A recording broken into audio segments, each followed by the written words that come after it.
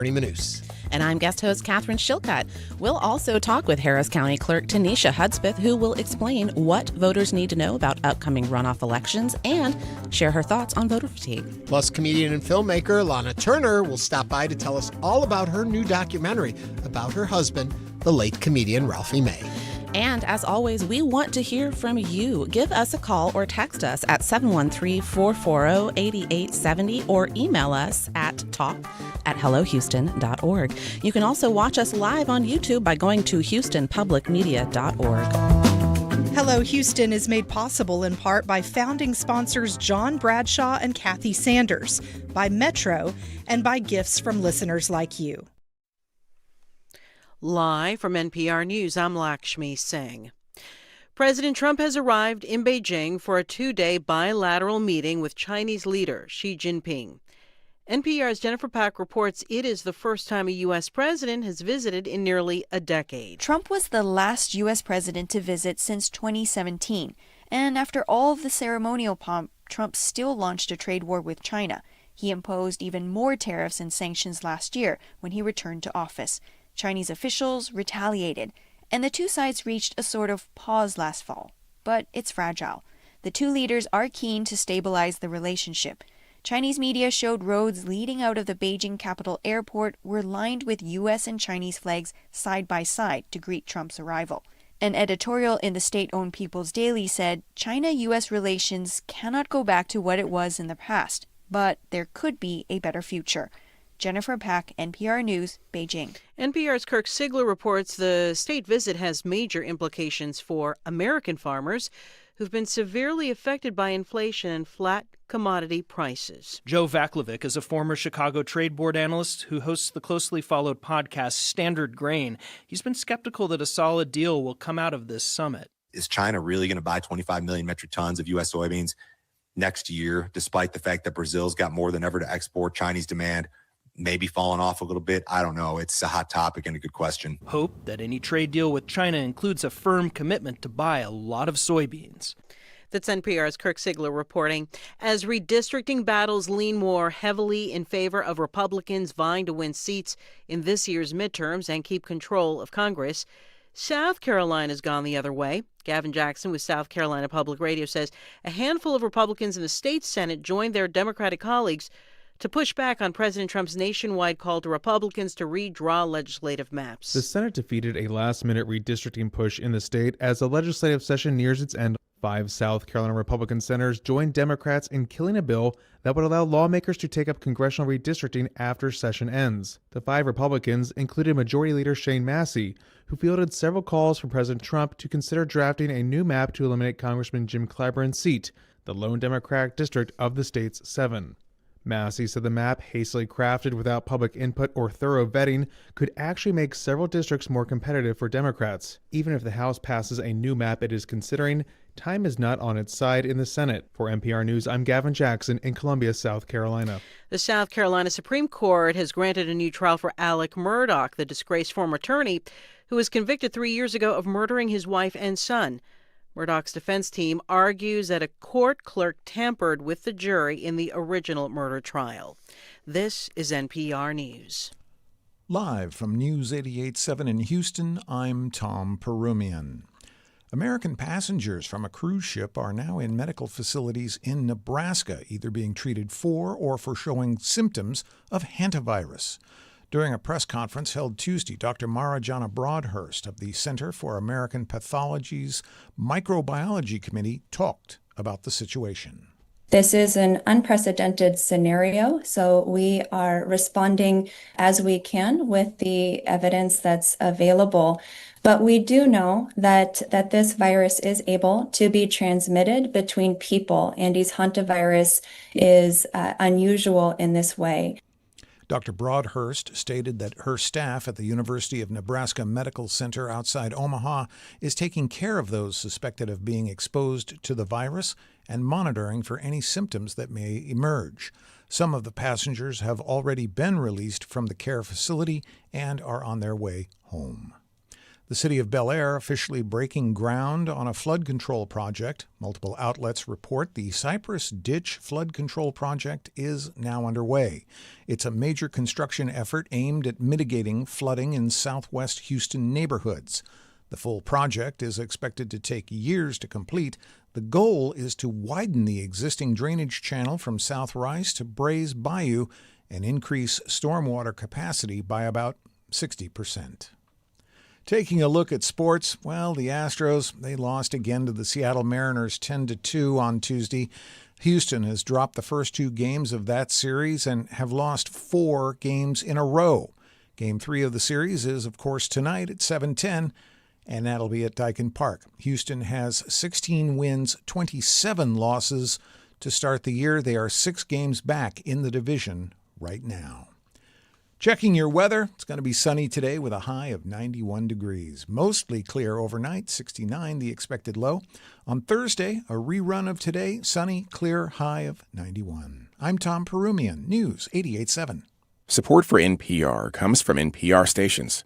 Other contributors include United States Postal Service, dedicated to putting reliability at the core of USPS Ground Advantage to help businesses operate smoothly. More at usps.com/groundadvantage.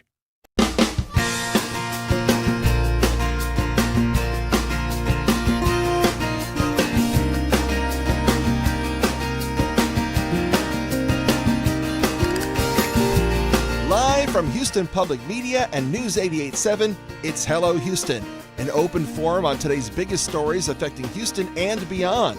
Call now, 713-440-8870, or let us know your thoughts on today's topics by emailing us at talk@hellohouston.org.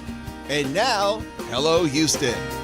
Well, hello, Houston. Ernie Manouse here, and today my special guest host is Katharine Shilcutt. Hello, Katharine. Hello, Ernie. It's so good to see you as always. And it's good to see you, too. And for folks who may not know who you are, though I've known you for 100 years, fill them in. Who is Katharine Shilcutt? Who is Katharine Shilcutt? That's the question I've been trying to answer my whole life.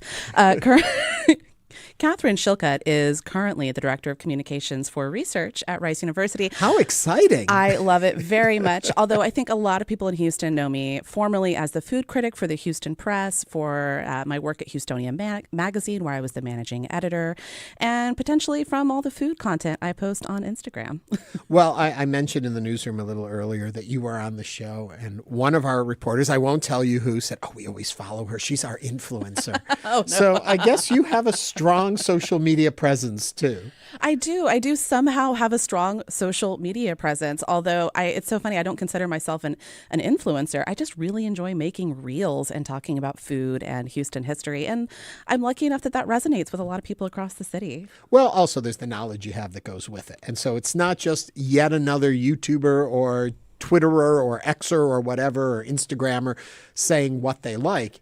You come with a rich history of knowing what's out there, understanding what makes things work and not work, especially in the city of Houston. You made the joke earlier, you get to talk about Houston now for 2 hours, which you love doing. I do. This is the dream, honestly. I mean, I've been a reporter and a journalist for close to 20 years. I did do a ton of food writing for a very long time. So I'm a native Houstonian. I'm a 5th generation Houstonian. Wow. So if there's anything I know, it's this city and the food in this city. Well, on Wednesdays, we've started doing the Would You Rather Wednesday. Oh, okay. And over on our YouTube channel, where our Hughtubers are there, that's what we call our fans, Hi, the Hughtubers.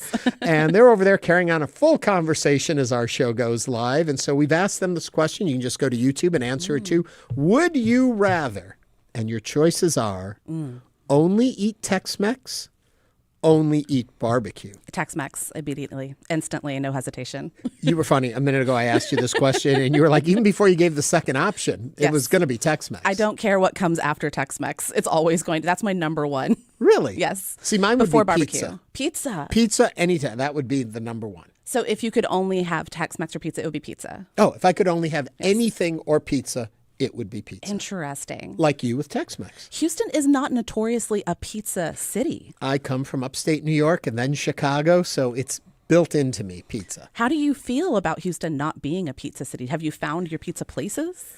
I have started making my own pizza. Oh my gosh. I make the other night we had pizza at my house. Surprise me. I made the dough and I made the tomato sauce. Oh my gosh. I was so proud of myself. I haven't made the cheese yet. I was going to say next step is making your own cheese, curing your own sopressata. Not getting to that point. But that's not one of the choices. The choices for all of us today are either eat Tex-Mex or eat barbecue, and I'm torn. I love Tex-Mex, but I love a good barbecue rib or brisket or even barbecue chicken. So have you come to feel very Texan in your barbecue preferences, by which I mean no sauce, heavy on the smoke?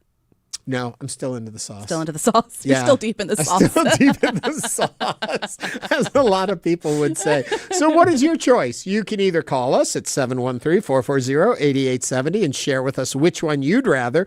But more importantly, we want you to go over to YouTube, look for Hello Houston. You can also get there by going to houstonpublicmedia.org. And then take our poll. It's up right now. We want to know, would you rather Tex-Mex or barbecue? I cannot wait to see what people say. Yeah, I'm going to put my vote in just a minute. But before I do that, I have to let you know we've got a very full show today. You know, we often joke about how often you can vote these days in Harris County and in Houston. And my always joke to go to is I leave my house every day and drive by the polls just to see if there's something I can vote for today. Well, Teneshia Hudspeth, the Harris County Clerk, is going to be here to talk to us about what's going on, what elections are in front of us, but also voter fatigue. Is this really a problem for our area, especially with such important elections coming up in just a couple of weeks?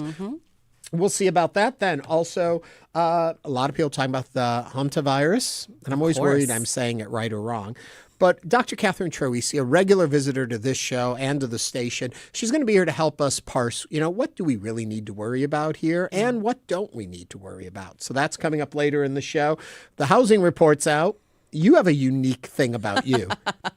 I have had 21 different addresses in the city of Houston over my nomadic existence here. How is that even possible? I'm very old.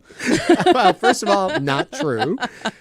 And we moved around a lot when I was a kid. And then as an adult, I just felt, I don't know, I enjoyed living in different parts of the city and getting to know them. And then after a year, I'd get tired and want to move somewhere else. Well, we have the new numbers, the reports out about real estate. We're going to break those down. And Ralphie May, a very famous comedian from Houston, his wife has made a documentary about her late husband, and she's going to be here to talk to us about the new documentary, Come What May. But right now, as always, we start off with the news of the day. And so, Katharine, take us into the headlines. U.S. Senator John Cornyn is introducing new legislation that would designate a major U.S. highway as Interstate 47 or Trump Interstate. Cornyn announced on Monday that he introduced the I-47 Future Interstate Act, which would designate U.S. Highway 287 as a future interstate stretching from Port Arthur, Texas to Choteau, Montana. According to Cornyn's office, the route would also be known as Trump Interstate. Senator Cynthia Lummis, a Republican from Wyoming, is co-sponsoring the legislation. Texas is Trump country, and this bill cements that legacy by designating nearly 1,800 miles of open road from Texas's Gulf Coast to the edge of the U.S.-Canadian border as I-47, to be forever remembered as Trump Interstate, Cornyn said. Cornyn's office said the legislation would help advance freight movement, promote economic growth, improve safety in both rural and urban areas, reduce congestion, and increase federal matching funds for interstate projects. The proposal comes as Cornyn remains locked in a closely watched Republican Senate runoff against Ken Paxton, who has served as Texas Attorney General. What are your thoughts on the Trump Interstate? I know y'all must have some. We want to hear them. Call us at 713-440-8870. Okay, couple things there for me.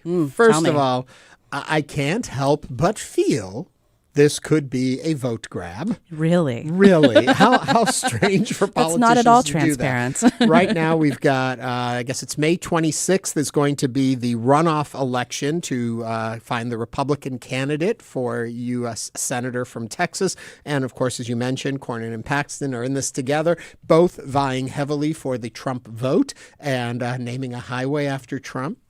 Couldn't hurt if that's what you're trying to do. He likes things named after him. He does. But will the voters? And does that That's work the in the positive direction? I think what's interesting is it's Interstate 47. I want to see the actual legislation. Does it say it would be Trump Interstate, or is that just the nomenclature that would follow Interstate 47? If it's just Interstate 47, I really don't care. You know? It's just a number, right? Right. But if it's like we have to say it's Trump interstate, well, then where are all the other presidents' interstates? You know, I don't know. And they tried to do that here in Houston, right? Like they tried to designate a section of US 59 as Senator Lloyd Bentsen Highway. We don't call it that. Yeah, no one knows that. But it's also, you know, it's usually after they have done their service, Yes. we do these things. All of this hailing to the chief while the chief is still the chief seems a bit much from where I sit. Yeah. I'm not saying to erase a legacy. I'm not saying to not honor those who have led our country and look back on the future of their accomplishments. But this just feels very artificial. Yeah, like you said, we typically want to wait until they're out of office, at least. What do you think? 713-440-8870. What would you call it? Do you care? Do you think that we're just wasting? It's just, as we mentioned, just a grab for votes, trying some political maneuvering, see what happens? Or is it something more and we should do it? 713-440-8870. Sally is on the line from Clear Lake. Sally, what are your thoughts today? Yeah, I think it's just a big showboat action, and there's other things we should be focusing on. I think probably others would agree with you on that, Sally. Mr. Wright, 0510, writes in our chat group, shouldn't name a highway after a sitting official. However, it is appropriate that it is a highway that divides the nation in half. Clever insight there from Mr. Wright. And that's W-R-I-G-T. G-H-T. Not right as an R-I-G-H-T. Another one that comes in from Earl Grey Tea-Cat. What is this egotistical man's obsession with naming things after himself or having monuments put up to him? You did see the gold statue at Mar-a-Lago? Just going to say, I mean, isn't that enough? Sometimes what is not enough? Well, he's in China right now, and there's a lot of talk about what he's going to. I don't know because of the time difference and where we are in his day right now, but there is a big reception today in China for him, which is all the pomp and circumstance that China has rolled out, because the inside knowledge is that China knows Trump loves that, being treated like a deity or a king, and that curries favor. So they pull out all the stops. And that Trump has talked a lot about his last trip to China for years, about how they did the same thing then. And that has put a soft spot in his heart for China. And so, you know how to work it. You know, if you're paying attention, he likes things that flatter him. I was going to say, flattery will get you everywhere with some folks. 713-440-8870. Mark from Tomball. What's on your mind, Mark? I'm calling regarding this I-47 thing. Yeah. The Trump Interstate. Mm-hmm. That's just a ploy to get Trump to endorse Cornyn. Mm-hmm. I see right through that. It's so transparent. I don't support that, and I think it's a waste of money. I'll say one other thing. Go Tallarico. Mark, thank you for your comments and your thoughts on that. Yeah, it does bring up a point that, and we've seen this a lot, especially with what the legal actions that Ken Paxton is taking across the country and the things he's pursuing feel a bit like they're looking to curry favor with the White House in a time when there are serious needs and issues that we should be investigating and dealing with.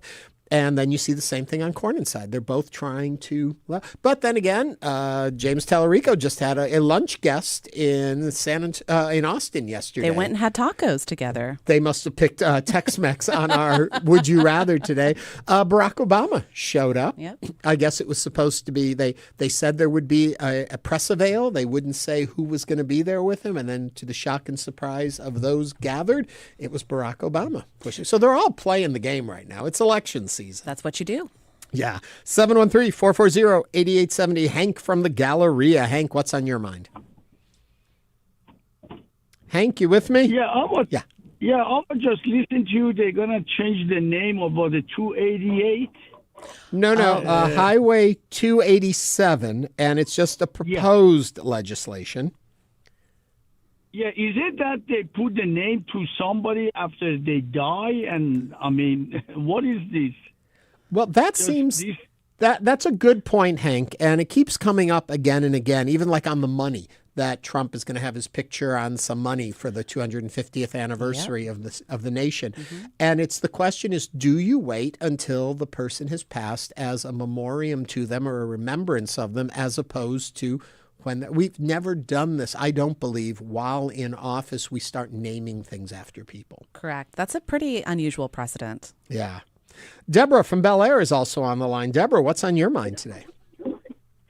I think renaming the highway after Trump is ridiculous and a huge turnoff. Cornyn just lost any possibility of a vote from me. Really? Deborah, do you consider yourself a Republican or a Democrat, or would you rather not say? I'm an independent. Okay. Thank you for sharing that. I wonder if in the Republican Party, because we see so many polls coming out today where we see in the electorate, they say, yeah, Trump's numbers are down, Trump numbers are down. But when you isolate Republicans or conservatives, specifically Republicans, you see that his levels are still pretty strong. So as much as we get into these silos of how we see reaction to something, there is still strong support out there for the president that those on the other side may not see if they're not looking at the full spectrum of media out there. Absolutely. His base remains very strong. It is kind of fascinating. Anyway, Deborah, thank you for calling and sharing with us on that. We'll continue to see what roads we actually drive on and what they're called in the future. It'll be interesting to see also. I would love to see more instant polling on where voters sit on these candidates and see, does an announcement like that actually move anything? Or do people see through it, kind of like Deborah said, and does it turn off some Republican voters who are maybe looking for a different path forward or a different road to drive down? As it were. As it were. Let's go back to our would you rather. We have decided that James Tallarico and Barack Obama would rather eat Tex-Mex. Clearly, there were options for barbecue, and they didn't take them. They didn't. But our listeners, our viewers, what do they think? Well, would you rather with Tex-Mex or barbecue only eat one or the other? You know what? Our listeners and viewers and our YouTubers, they're with you, Katharine. My Tex-Mex fans. 73% say Tex-Mex. Only 27% give the love for barbecue. I mean, but think about it. Tex-Mex is a wider variety of foods that you have available to you. Barbecue is pretty limited. Oh, look, I can see on your face. Tell me. Okay, I will grant you, in the truest nature of the cuisine, yes. In the way we interpret the cuisine at most places, it's the exact same 6 ingredients just reshuffled over and over It's again. an iterative cuisine. Yeah. But there you go. You prefer Tex-Mex. That's good for us to know. And thank you all for playing. My folks. Okay.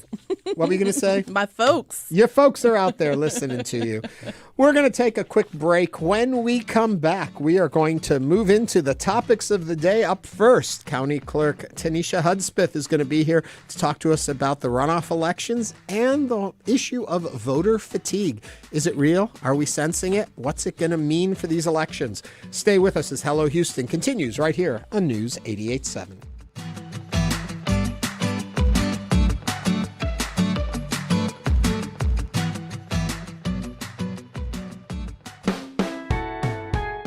Meet Tio Choco. We just took his keys for the day and gave him a Ride Metro fare card. This is his story. Visit ridemetro.org/Choco to find out where is Choco. I want to continue this lifestyle. I'm Kai Risdahl, Pickup Trucks, Diesel, and the Cost of Driving. Next time on Marketplace. Listen to Marketplace tonight after All Things Considered on News 88.7. On the next Fresh Air, filmmaker and musician Boots Riley. His new film, I Love Boosters, is a futuristic satire about fashion, capitalism, and resistance, starring Keke Palmer, Demi Moore, and Lakeith Stanfield. Riley also wrote and directed the film Sorry to Bother You and the series I'm a Virgo. Join us. That's tonight at 8 here on News 88.7. This week on This American Life, Julia's neighbors terrorized her family for years. They shut out the lights in front of their house, burned obscenities into their lawn, and they had this lawyer. And he said, "They're lying, Judge. They're all lying. Even the little girl, she's lying too." And when Julia's family finally gets the upper hand, they have to decide how to use their power. Because like Spidey says, with great power, you know. This American Life tonight at 10 on News 88.7. Tonight on Houston Public Media TV8. Don't miss the next episode of Shared Planet, a stunning global series that shows how sharing space with wildlife benefits people and the planet. Tonight at 9 on TV8 or stream on the PBS app. Support for Houston Public Media comes from Specs Wines, Spirits, and Finer Foods, featuring a selection of tequilas from sipping varieties to cocktail-ready bottles. Available seasonally at Specs. Details at specsonline.com. Cheers to savings. And now back to Hello Houston. To comment on today's topics, call or text 713-440-8870 or email us at talk@hellohouston.org. And now Ernie Manouse and guest host Katharine Shilcutt. Election Day is Saturday, May 16th for Houston City Council District C special election.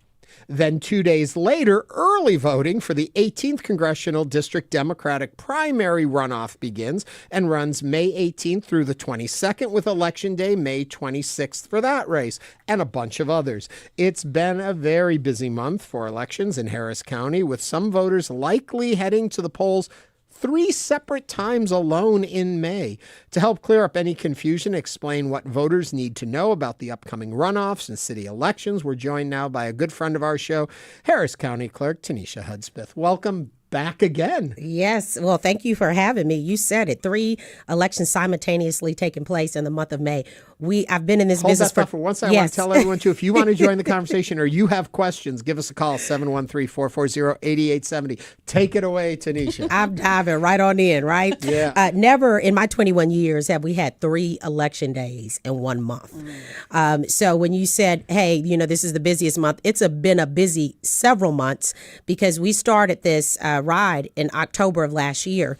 My election staff and myself, we have been going nonstop since last October. There was an election in November, December, January special runoff for Congressional District 18, which could have taken place a lot sooner, as we all know. March primaries, April 4th, City of Houston City Council C, which has in tune turned to a runoff because gone are the days in Harris County where 2 people run for an office. Right. The average is like 8 or 12 or 18, quite frankly, if it's an open seat. And then following that, May 2nd, Senate District 4 special election that we could have not predicted. May 16th, Saturday, finally we'll know who'll be the new council member for District C. And then we end this ride May 26th at the end of the school year, Memorial Day holiday for the primary runoffs. And yeah, so I get tired just hearing you go through that list. Oh, yeah. What is this doing to voters, and what are we seeing in the numbers of the reality of voter fatigue? Well, voter fatigue is exactly what it is. It's also voter confusion. When you don't consolidate elections to be on one given day or uniform dates, voters immediately start to ask, well, what are we voting on now? I'm confused. What's going on? And there's no amount of PR campaign or that candidates can do to really centralize that when you have back-to-back elections like this. Some people will say, well, why wasn't there an effort to consolidate these elections? Well, right now, the Constitution says you can't combine a primary election with a special election. In the case of City of Houston, the Constitution says if someone vacates a seat, the election has to take place within 120 days of that time frame. So it just so happened that you had individuals vacating seats, running for another office, right? I call it musical chairs. There's a lot of that going on. It's a lot of that going on in Harris County, right? We're the 3rd largest in the nation, largest in the state of Texas. You also had where Congressional District 18 was called finally after almost a year, and there were about 18 candidates in that race, which ultimately is going to be a runoff. And so what we are seeing is an extension of special runoffs, primaries all at once, and the poor voters are terribly confused on what we're voting on and why it's overlapping the way that it is. So we're talking about this now, but I am already talking with my colleagues across the state that are running elections to say we've got to tackle this in the next legislative session because not only is it tremendously overwhelming for the voters, think about the people behind the scenes like myself and staff who have worked nonstop with no time off running these back-to-back elections. It is costly for the taxpayers. I bet the taxpayers didn't know they're paying for all these elections. Right. I was going to bring up the cost of that many different elections. The cost factor. So I am so ready to get to the steps of the Texas legislature in Austin and start making sense of this all. Look at the amount of money taxpayers are paying. Look at, the amount of people that are turning out, right? Which is going to be smaller and smaller when you have elections of this type. The confusion, do I qualify for this election or that election? Right. Well, and that's something I want to get to in a second, is the whole redistricting and what that means for people's understanding. I've talked about this before, driving to work one day as we were coming up on the runoff for Texas 18 for the filling the seat while passing an Al Green poster running for Texas 18, but that was the next Texas 18, right, which was only a couple months after that. Right. And you're like, I don't know who's running for anything. We go to voter fatigue then, but even worse than that, voter apathy. So That's you're right. already battling that. That's right. Then you get this on top of it. That's right. Now, I'm the election official of running elections. I don't create and pass the laws, because if I did, we'd make a little bit more sense on this deal. And you know what? The two special sessions, all this was intentional. I think it's very unfortunate when we have our elected officials, if I could take my county clerk hat off and my advocate, voter hat on a little bit, is if we really care about voter turnout and voters being informed and educated, you don't wait almost a year to fill a congressional seat when representation needs to take place. You also don't redistrict in mid-century, mid-year, mid-decade, whatever it's called, mid-election cycle. Where voters are getting one voter registration card that says you're in this district and then another one that says you're in this district.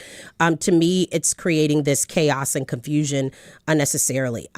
For all voters, it didn't matter how you're voting. Yeah. And when you're doing the job that I'm doing, it makes it very difficult for election officials to stay ahead of the messaging. And so that's why I'm so glad I'm here on Hello Houston, because hopefully there's a good demographic of people listening to see that next week is the last opportunity to make your voice heard in the primary runoffs. This is the last opportunity to determine who the nominees will be in November. And there are quite a few very important races in November. And I know for CD18 voters, bless your hearts, right? You've been voting and you're like, well, am I voting for the current representation? Am I voting for the future representation? And what you have is really strong congressional members having to go head to head over districts that you shouldn't have to. Well, the oddity of in a primary having two incumbents running against each other. That's you right. don't ever have that because you've got the incumbent and the challenger. Here we've got two incumbents because of the redistricting. So you've got these loyalties, you've got these new drawn districts, you've got this confusion. It all seems to be coming down to no longer, and correct me if you think I'm wrong here, what the will of the voters is, but it's really who can turn out the most people in any given moment. That's right. That's right. And I'll tell you, there's no amount of people you can turn out when you're in the month of May. You have Mother's Day, you have college graduations, you have the end of the school year, you are a Memorial Day weekend. People are thinking about ending this cycle of the year, celebrating with families and things of that nature. So, early vote is coming up. Election Day is the day after Memorial Day. That's wild. It is the case. For many reasons. Obviously, you have to have enough time when you have congressional races to get mail ballots out in the field, to remind people of voting. And so there really needs to be some intentional work done in Austin around elections. And it's not just Harris County. There are other counties across the state of Texas that are experiencing back-to-back elections and special elections. Chef Rob writes in YouTube, I'd crawl over broken glass to vote. Anytime and every time. It's that important. Yes. Keep that in mind. Yes, absolutely. And, I've read a lot online and heard people say that all of this chaos and confusion is also equivalent to a form of voter suppression. Would you agree with that? I would agree. If we're really about the business of getting people out to vote, educating them and providing the information, when you're not on the same page of making sure, and this impacts all voters. It doesn't matter whether you're a D, whether you're an R, whether you're independent. Right. It impacts all voters across the board. When I go to to all over this county, I talk to voters from every political spectrum, and and they all ask me, why can't we all do it on one day? Why are we separating on election day? Because it's just common sense, right? A lot of folks don't understand the fundamentals from behind the scenes. I mentioned earlier, I've been doing this work a long time, and what makes democracy work is when we all come together as elected officials to be intentional about how voters experience the voting process. Yes. And so we're going to work really hard, but I keep saying this because I hope our state reps and senators are listening. I want that delegation to show up next year, and let's talk about, this is just not a Harris County thing. This is a state of Texas thing. Absolutely. And we have to do what's best for all voters of our county and our great state. We're speaking with Harris County Clerk Teneshia Hudspeth about voting fatigue, voting confusion, upcoming elections, all that and so much more. If you'd like to join the conversation, give us a call, 713-440-8870. A part that comes up for me that I think we have to also stress for a lot of people who think, well, these are the primaries. We're not going to vote in the primaries. We'll wait for the election in November. What a lot of people don't see is with all this redistricting, oftentimes whoever wins the primary is almost definitely going to move into the seat. There's a lot of power behind that, or a lot of wind behind those sails. So these primary elections are extremely important in deciding who's going to represent you. Absolutely. Each Democratic, Republican nominee is determined by the primary elections. Now, that's in the state of Texas. Could be different in other states. But it is the determining factor of who is going to be your front runners from the top of the ticket to the bottom. Everything from governor to lieutenant governor to U.S. Senate. And there were large contested races on both sides of the political aisle. Now, some people say, well, why do I have to choose Democrat or Republican in a primary? That is how the state constitution is written. Those are the two main political parties of the state of Texas. And so everything from the top of the ticket all the way down to the bottom, our congressional members, everything down to county attorney, county clerk, those races are all so very important. And so this is why I said, the primary runoff is the last opportunity to determine who some of these front runners will be in November. For instance, county judge is on the primary runoff. There are primary runoffs on the Democrat side and the Republican side. We are determining who is going to be our next executive of Harris County. And so that's really important. Another runoff is our district clerk on the Democratic side. Now, there's a nominee already on the Republican side, but your district clerk handles jury duty, make sure that there's efficiencies in all of pretty much the court system. That's a really important job. Yep. Congressional member, Congressional District 18. I call this the marathon races of marathons. It just has never ended, right? And so, now we are in CD 18, voters are determining who will be the long-term congressional member of Congressional District 18. And so when you think about that, these are really important races from the top to the bottom of the ticket. And it's the last opportunity to do so. You make your voice heard now, or others determine who will be the nominees in November for the big Super Bowl. I want to remind y'all you can call in 713-440-8870. Brian from Montrose is on the line. Brian, what's on your mind? Yes, ma'am. I want to give you kudos for doing such a wonderful job. Thank you so much, Brian. Trust me. I'm a native Houstonian, and I've seen it go back and forth, and you have been absolutely wonderful.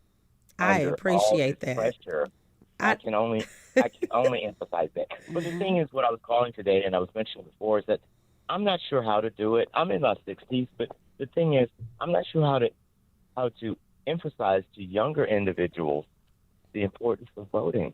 I'm not sure if there's an outreach to that. Yeah. The thing is, I was once in my 20s and never thought I'd be in my 60s, and now it's important. Yeah. Brian, thank you for your comments. Yes. Yes. Well, Brian, thank you so much for calling in. I actually needed that encouragement right there. I'll tell you, I am running on fumes at this point, and I'm happy to serve in this role. If anyone hears me, they should know how much passion I have about the work. And so when I think about, how do we encourage individuals to vote, I think, what's happening in the country now is a prime example of ways that we choose to pull in voters. I think there's a separation here. When I was a little girl, I remember walking into the polling location with my mother. And then when I crossed the graduation line from high school, the legal women voters were all having us fill out voter registration cards. And so a lot of this civics that took place back then, I won't say how old I am, school districts, many policies have restricted that to continue on.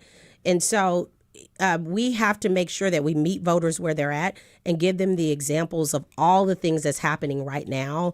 And if we don't show up, how much further it can go. And you have a hard job. As he mentioned, you oversee elections for 5 million people. You bet. And with people who are because this being Houston, constantly moving to Houston. Yes. From other places. So I'm glad you mentioned, what does the Harris County judge do? Because a lot of folks don't necessarily know. So how do you keep people informed? What is the best way for folks to stay informed about how to vote, where to vote, all of that good stuff? Yes. So we do many things here in Harris County to make sure that we're informing voters. One way that we do that, I have an actual voter outreach team of folks that go all over this county, whether it's faith-based organizations, civic organizations, and they go do demonstrations on how to vote. Nice. We also expand the amount of voting locations. Now, every election is a little bit different, right? Depending on the districts. But we've expanded voting on college campuses. HCCs, Lone Stars, U of H, TSU. So we do those sorts of things where we try to bring student bodies in. We recruit thousands of high school workers. I love that. To support Election Day. Either they can serve as an election worker and they're paid for it. So that's a really good catch, right? And they help election night. But most of all, we spend dollars here in Harris County promoting the election, everything from PSAs to television, radio, social media.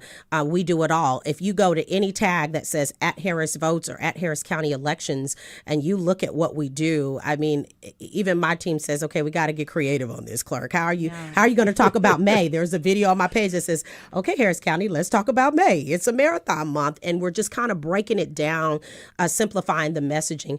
And then we work with, our commissioners. We work with other elected officials to host voter education events in their community. Houston is large. More than 5 million people live here. About 2.7 of those are registered. Getting that demographic out to vote, we see it, right? You're lucky depending on the type of election it is. So we may not reach everybody, but we do quite a bit to make sure that voting is accessible, it's easy. And look, anyone that wants an interview, I show up. Yeah. Even if, it's a politically... Even if it's us again. Even if it's us. So, hello, Houston. You got an election. We had a comment from Braden online who said, I moved to District 18 and voted in the special election to fill Turner's seat. Now I've been redistricted and I'm back in my old district again. I'm curious, with all of the stuff that's been going on, and we've been hearing news from the Supreme Court and their understanding of what can be redistricted and what can't. For folks here, is this impacting them this coming election, or should they know things are set for us? Yeah, this is impacting us. I think it's impacting the entire country, to be honest. This is not just a Texas thing. We're starting to see it unfold in many other states. In terms of the maps, they are solid. As far as I can tell you, as of today, right? Subject to change. So if you've been redistricted into, whatever the new district is, that will be the same district you're voting in November. Now, I can't predict the future, but what I can tell you, it is the same district as November. How do you know? If you're saying, well, I'm listening to this, but how do I know what district? You can do one or two things. You can go to harrisvotes.com and you can go look up your vote. You can click to the voter registration page to look at where you're registered and who represents you. And you can always just go pull your sample ballot from my website. That's also going to tell you who you're voting on and what races you're prepared to. So we really hope you go to harrisvotes.com or any of our platforms. It is giving you all the information. As a matter of fact, this month of May, we put every election that's going on, which ones you could possibly qualify for, which not, and how to get the information. And look, if you get overwhelmed from the website, you can just simply call us at 713-755-6965. Really quickly, got a couple calls. I want to hit them fast before we run out of time. So Gary from the Heights, go. You're on.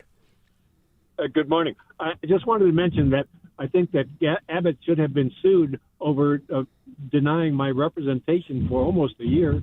I don't know why that did not happen. But more importantly, I voted for Menifee in the special, and then I had a vote for Lizzie Fletcher in the regular. And I contacted Fletcher's office to say, hey, there's a mistake in the Houston Chronicle on the voter guide that your name isn't on there. And they responded over the internet by saying, well, you're not in our district. And so I called them, and he said, one of our people said, well, you're not in our district. And I said, okay, well, whatever. I'm in your district. I just voted for Lizzie early voting. But you know, the federal and the state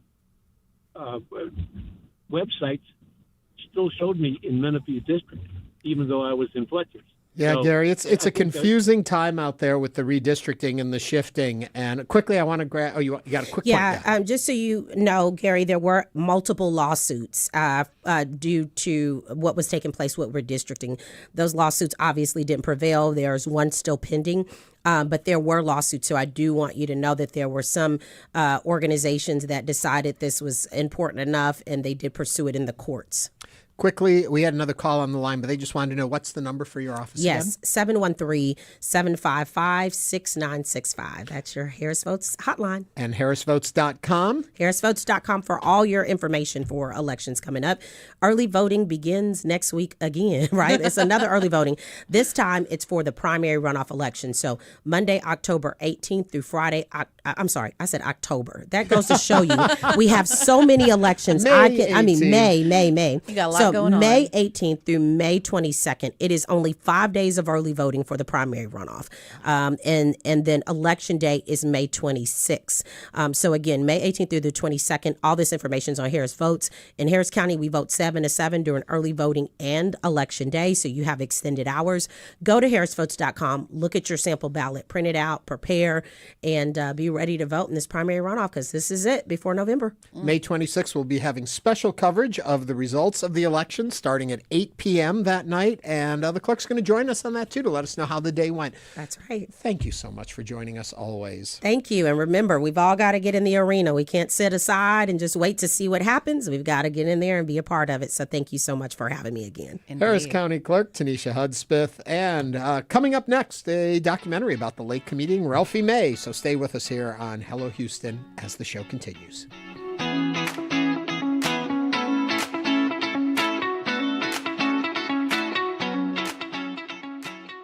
Republican law. Meet Gamola, songwriter, world-class violinist, and award-winning multi-genre artist. We just took his keys for the day and gave him a Ride Metro fare card. Visit ridemetro.org/Gamola to learn more about his ride.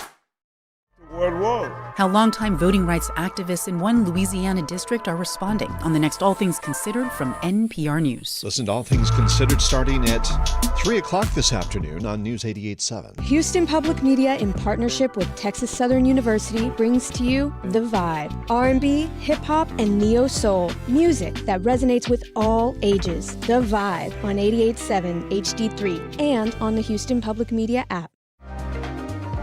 From the ocean floor to the edge of the universe, PBS Science and Nature documentaries are here. Stream anytime on HPM Plus. Search HPM Plus on your smart and connected TVs. I'm Scott Tong, reporting this week in China, where my grandfather was arrested in Shanghai in the early 1950s after the communists came. Everyone has an interesting story in China. Many of those stories involve trauma, and unfortunately, it's untreated. A family story of the messiness of war and collaboration. Next time, Here and Now. Here and Now comes up right after Hello Houston at 1 o'clock on News 88.7. Support for Houston Public Media comes from Metro. World Cup planning includes transit improvements intended to serve Houston after the final match. Metro provides bus, rail, and paratransit service and continues mobility enhancements across the region. More at brightmetro.org/Metro Now. Support also from NAMI Walks Greater Houston, community walk supporting mental health education and support services through the National Alliance on Mental Illness. 2026 NAMI Walks Greater Houston. More at NAMIWalks.org/Greater Houston. And now back to Hello Houston. To comment on today's topics, call or text 713-440-8870 or email us at talk@hellohouston.org. And now Ernie Manouse and guest host Katharine Shilcutt. Come What May is a new documentary that tells the larger-than-life story of beloved late comedian Ralphie May.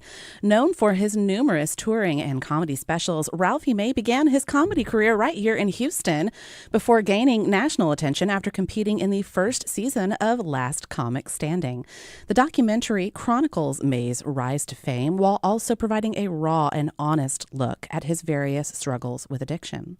Featuring never-before-seen archive footage and interviews from family, friends, and fellow comics, including Tiffany Haddish, Jeff Ross, and Jay Leno, just to name a few. The film will be screened in Houston tonight at River Oaks Theater. And here to tell us more about it is its co-director, comedian Lahna Turner, who was also the wife of Ralphie May. Lahna, welcome to Hello Houston. Hello, thank you. Hello. I guess where I would start with this isn't the first documentary you've done. Oh. Before you did What's Eating Ralphie May. Sort of. Okay, help me with that. Yeah, and that's something that needs to be cleared up. So this film is not a normal biopic, whereas a biopic is like when they take footage of somebody and merge it with interviews. There's some of that because we have to tell his backstory. But Ralphie shot a documentary before he passed away and left 9 months of footage in which he gets to tell his own story of what happened to him. Amazing. So it's this kind of interesting thing. So what happened was this woman had shot all that footage, that 9 months, and she put together the film What's Eating Ralphie May. It went to 3 festivals, one during the pandemic, so nobody really saw it at the third one, and then it went away. It just was not the story that we needed to tell because it was only that chunk of his life, and it was not great the way it was acquired. So it wasn't. It's something we could stream. Yeah. And so this is the documentary that Ralphie deserves, and it's very good. You were married to him in 2005. You had been with him before that for a while. I'm curious, putting this together, did you learn anything new about him? Yeah. Well, I learned a lot about him. Yeah, throughout after he died. I mean, I think sometimes when people pass away, you discover a lot of things you did not know about that person. Yeah. And he wasn't always honest. He wasn't honest with himself. He wasn't honest with his addictions, but he was honest in the footage that he left behind, which makes me think he wanted to be honest after he was gone. And that's wild to think about. But yeah.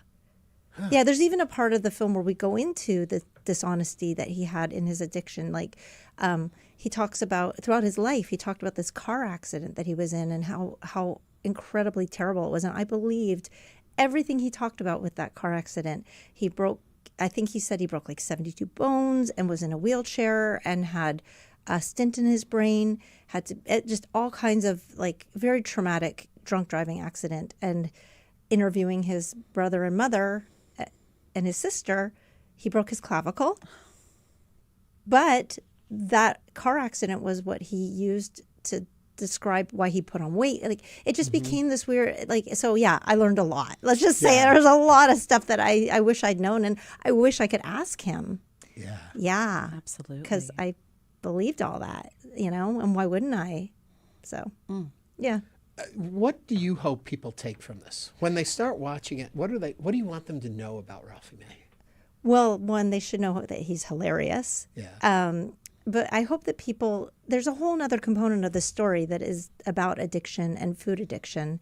And I just really hope it helps people understand not only the person who maybe is suffering with addiction, because oftentimes they're not receptive to, because they're in the throes of whatever they're dealing with, but for like the people around them, the family who is spinning and spiraling, trying so hard to help, the codependents of this world. Hello, that's me. That's where I look at myself in this film and I'm like, oh my gosh, I wish I could have gone back and like pulled myself out of there, or that somebody had tapped me on the shoulder and been like, he needs help. He needs to go to rehab, but maybe you need help too, because you're part of this problem in your own way, and how do you get out of your own way? So yeah, I hope people can really, because who doesn't know somebody who's dealing with addiction at this point, and Absolutely. opioids and So yeah, I'm curious. So you're a comedian yourself. Your stand-up is hilarious. Thank you. Of course. And I'm curious, did that shape your approach to this documentary? The being a stand-up comic? Yes. You know, it's so crazy because, I mean, I'm watching people watch the film now, and people are laughing at the right places and places where I wasn't even sure people would laugh. So it's awesome. Like, I'm like, that's what I do. That's what I got into comedy. I'm here to invoke laughter. Yes. People start crying, and I'm like, oh, this is new. That's not typically something you receive from your audience. Yeah, but like they're wonderful tears. Wonderful. Yeah. Like, because people have their own grief that they're experiencing, and like sharing that by watching. I mean, I've watched many things that have made me cry, and I think that's also a wonderful emotion. I'm just not used to invoking it out of people. Sure. So yeah, I prefer laughter, but you know what? I'll take the tears. and I'm happy you said that, because I want people to understand, as we talk about, we started probably in a pretty heavy spot on the telling the story. Yes. But that there is joy and there's humor and there's laughter in this, and just even revisiting his work is just wonderful to see and listen to again. He left him. I mean, his comedy is evergreen. I mean, he's one of the biggest, pardon the pun, because he was very big, but he's one of the biggest people right now, like on Facebook with his content. I mean, people just eat it up. There you go, another one. Eternal. Because, yeah, absolutely. He's so popular now. And what sucks about that is people will write and be like, "Where can I see him?" And I'm like, "Well, you can see him in the doc." But so yeah, hard. yeah. I will say I had the absolute pleasure of meeting him just once in a green room on a show that we were about to both be on. And you can tell a lot about a person by how they behave in a green room. And he was delightful, just the most wonderful, nicest human being. And I'm curious, of all of these stories that you're gathering from other folks that knew him, is there a recurring theme to these stories that you hear about him? From other people? Yes. Just like what you said. But I'm thinking, how was I in the green room today? No M&Ms. No red ones. That he was very lovely, and I mean, it depends on who too, because I've also had some people when I was in Las Vegas who saw him at the end of his life and were telling me how he was, really struggling, and and that was hard for them because they'd known him as the way that you remember him, and so that's a tough thing to see. But most everyone only saw him at his best, which is really what I think is, that's the best way to see somebody. Over in our YouTube group, they're commenting as they go along as the show continues. And one comment that came in, quote, "The entire comedy community speaks of him with such respect. He still makes an impact to this day. Thank you for your work on his legacy." Aw, thank you for that sweet comment. Is it hard to separate the image people have from the real story you need to tell? That's a good question, because I think most people, when they make a biopic of a celebrity, they only want to celebrate the good part. Like, I loved the John Candy, another heavy man who passed away. I loved his documentary. And they touch on the fact, he had a problem with alcohol. He abused substances. Obviously he did, because he was a big man.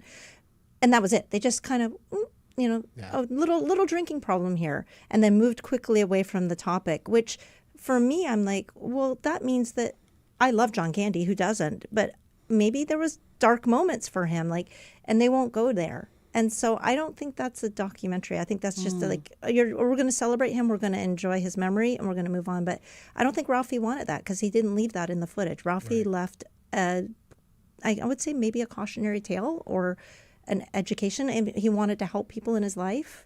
He always said he wanted to help people, and I think this is going to. I really hope so. And a hagiography like that, really, it misses out on painting a nuanced portrait, a real portrait of a real human being, which you've done here with this. Yeah, I would agree. Yeah.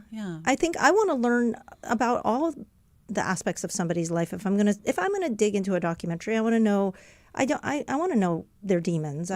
So I think it's a little bit rare when it comes, because you do want to protect the brand. And I don't think we hurt Ralphie at all in the story. I actually think it's very sensitive to who he was and who other people are in the same circumstance. I would never want to do anything that would violate him. But like I said, he left it. Right. And so that's also, it brought up a question, because at the very beginning of the film, we put a piece of footage where he's looking in the camera. He says, "When you tell my story, be honest, good or bad. I don't give a, just tell my story." And so from that point on, it's like, okay, we're going to tell it. So it's part of his legacy, and I think to grow the legacy, you have to be honest. Yeah, you know? I'd agree. Lahna Turner is a comedian and co-director of the documentary Come What May. Lahna, thank you so much for joining us today on Hello Houston. Come What May will be screened at River Oaks Theater tonight at 7:15, with Lahna also appearing for an in-person Q&A. For more information, visit theriveroakstheater.com. And coming up today, still on the show, we'll get back to the headlines, and we're going to talk about the new numbers just in from the Houston Association of Realtors. Stay with us for the second hour of Hello Houston. Stay tuned. There's more Hello Houston on the way. For the latest in local news, subscribe to the Hello Houston daily newsletter at houstonpublicmedia.org. Hello Houston is a production of Houston Public Media. The opinions expressed by the guests of this program are solely their own and do not represent the views of management, staff, or underwriters of Houston Public Media. This is News 88.7. Support for Houston Public Media comes from Theater Under the Stars, presenting Beautiful, the Carole King story. You've got a friend that will have you singing along with this all-new production. Performance begin Tuesday at the Hobby Center and continue through May 31st. Tickets available at tuts.org. 82 degrees here at the University of Houston. This is your NPR station, KUHF Houston News 88.7. It's a service of the University of Houston at 12 o'clock. Just ahead on this hour of Hello Houston, several businesses on the Bolivar Peninsula are planning to close as the annual Jeep Weekend returns this weekend with an increased law enforcement presence. We'll discuss this and more of today's top headlines. I'm Ernie Manouse. And I'm guest host Katharine Shilcutt. We'll also talk with Houston Association of Realtors Vice Chair Kat Robinson, who will break down the latest report on the Houston housing market. Plus, epidemiologist Dr. Katharine Troisi will join us to help us better understand the Hantavirus and what Texans should and shouldn't be worried about. Also, we want to hear from you. Give us a call or text us at 713-440-8870 or email us at talk@hellohouston.org. You can also watch us live on YouTube by going to houstonpublicmedia.org. Hello Houston is made possible in part by founding sponsors John Bradshaw and Kathy Sanders, by Metro, and by gifts from listeners like you. Live from NPR News, I'm Lakshmi Singh. President Trump is on a high-stakes visit to China. NPR's Tamara Keith reports the welcome Trump received at the airport is only the beginning. There was a red carpet rolled up to Air Force One, and a military band started playing as Trump appeared at the top of the stairs. Trump was greeted by the vice president of China and 300 Chinese teens in matching outfits who waved small Chinese and U.S. flags in sync while chanting a welcome to Trump. A much larger ceremony is planned for when Chinese President Xi Jinping welcomes Trump at the Great Hall of the People. Trade is on the agenda for the visit, and to drive that home, Trump was joined on the flight over by NVIDIA CEO Jensen Huang and Tesla CEO Elon Musk. Tamara Keith, NPR News, Beijing. The Trump administration says it's imposing a moratorium on new Medicare enrollments by hospice and home health agencies in order to root out fraud. For the next 6 months, new providers of the affected services will be unable to sign up for reimbursement from the federal insurance program for older adults and individuals with disabilities. President Trump is expected to name David Ventrella as the next acting director of the Immigration and Customs Enforcement Agency. NPR's Jimena Bustillo with more. Ventrella most recently worked for the department overseeing contracts between ICE and various detention facilities. He previously worked for ICE during the Obama and George W. Bush administrations. He left the agency to work for Geo Group, a private prison company that contracts with the federal government for immigration detention. The selection comes as leadership at DHS, led by new Secretary Markwayne Mullin, are looking to shift away from controversial surges of enforcement and build up detention and deportation capacity. Ventrella will inherit a much larger workforce. About 12,000 new employees were added in the last year. Jimena Bustillo, NPR News, Washington. The federal civil trial continues in Oakland, California today against artificial intelligence company OpenAI. Billionaire Elon Musk, who has a rival firm, is also suing OpenAI CEO Sam Altman, We have more from KQED's Rachel Myrow. Sam Altman said no single person should control AGI, artificial intelligence, or AI that surpasses human intelligence. So, he told the court, Elon Musk's insistence on majority control made him a poor fit for OpenAI. On cross-examination, Musk's attorney asked whether Altman had repeatedly been called a liar by people with whom he'd done business.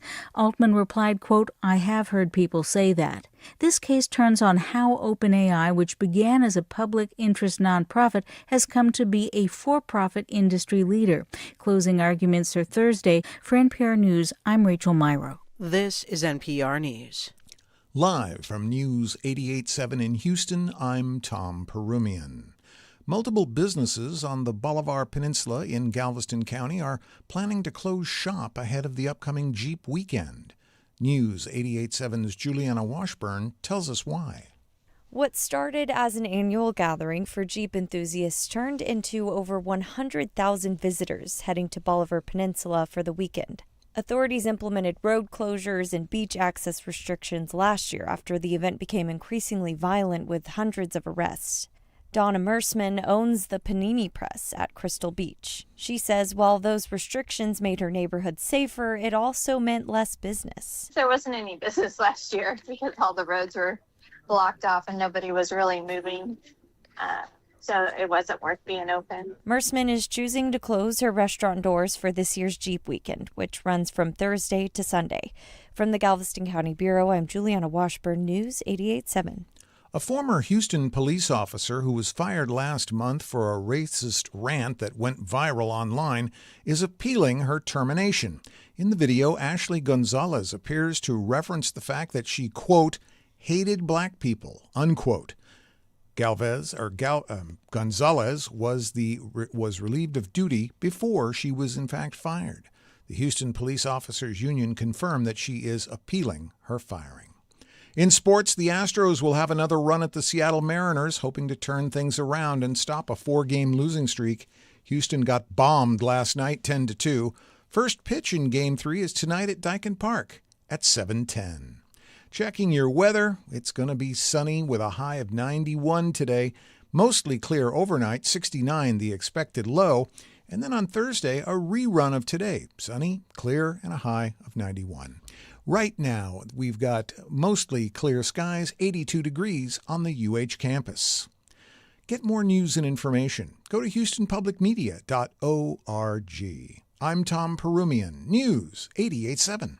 Support for NPR comes from NPR stations. Other contributors include Progressive. Progressive Commercial Insurance protects small businesses from retailers to tradespeople. Progressive covers a variety of business needs with a range of coverages. More at progressivecommercial.com.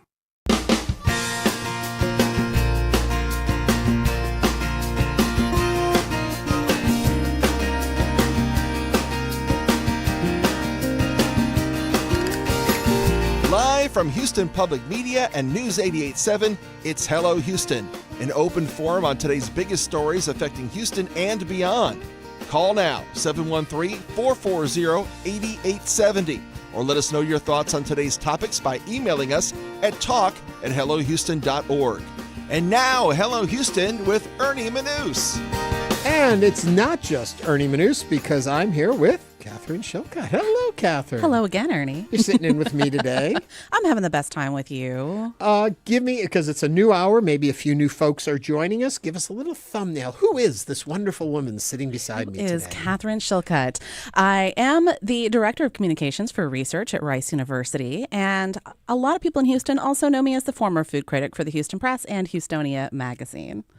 And I would think, and tell me where I'm wrong, to have that job would be so much fun because you'd have access to all this food.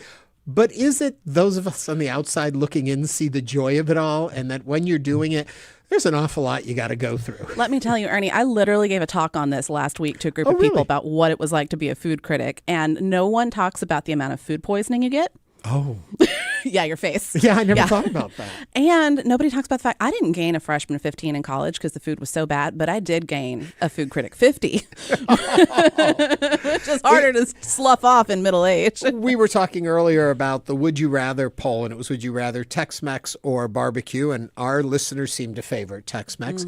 But every year I judge the barbecue cook-off for Houston Livestock Show and Rodeo, and it's always interesting to me that people think, wow, it's so much fun. You get to eat all of that, but you have to sample all of it because then you know what's what. Yes. And there are some things that come your way where you're like, if I were at a restaurant, I would send this back, but I have to. And yet there you are, It smiling, its fair shake. eating it. Yeah. But, there are worse jobs out there. As I often say, I'd rather do that than a lot of things that are out there. We had a text that came in from Katharine, said, hi, Katharine. Hi.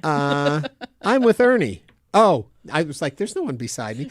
She's agreeing with me. I'm with Ernie. Jody here. Okay, I'm going to get this in order. Yeah. I would pick pizza over these other items, being a native Colorado from Colorado. I'm not a big fan of barbecue or Tex-Mex. However, I do eat barbecue on the anniversary of my dad's death and his birthday because his favorite thing in the world, and he is a first-generation Texan. So... yeah. That's sweet. There's a P.S. Colorado, New Mexican green chili is where it's at. Okay, now that is divisive. Oh, really? I mean, as a Texan, I am obligated to defend my native cuisine.